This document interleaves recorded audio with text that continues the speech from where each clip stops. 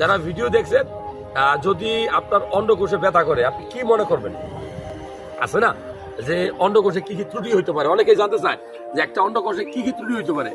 একটা অন্ডকোষে নর্মালি অন্ডকোষটা কি?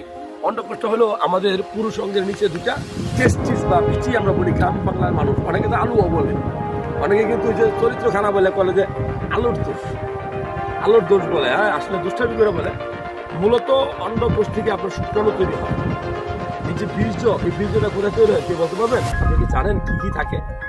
একটা সিমেন্ট অ্যানালাইসিস করলে এখানে ফ্লুইড থাকে, পানি। এখানে এই ফ্লুইডটা কই থেকে আসে? এটা প্রস্টেট থেকে আসে। প্রস্টেট আমাদের পুরুষ অঙ্গের না, প্রস্রাবের থলির নিচে একটা গ্ল্যান্ড আছে, প্রস্টেট। এখান থেকেই মূলত এই বীর্যটা তৈরি হয়। এখানেই মূলত এনজাইমগুলো থাকে। এছাড়া আরো বিভিন্ন গ্ল্যান্ড থেকে রসগুলো আসে। কিন্তু আসল জিনিসটা যেটা শুক্রাণু, সেটা কই থেকে আসে জানেন? সেটা আছে টেস্টিস বা অন্ডকোষ থেকে।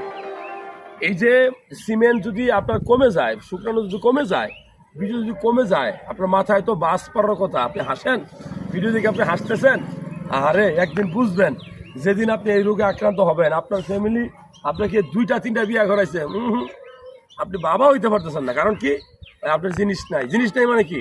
আপনি টাইমিং দিতে পারতেছেন, হয়তো স্বামী স্ত্রী মিলামেশা করতে পারতেছেন, হয়তো বীর্য বের হচ্ছে, কিন্তু বীর্যের ভিতরে কি আল্লাহ তাআলা আপনাকে কি শুক্রাণু দেয় নাই। এই শুক্রাণু খুব গুরুত্বপূর্ণ। এটা ঠিক মতো আছে কিনা বিয়ে করার পূর্বে পারলে একবার টেস্ট করবেন।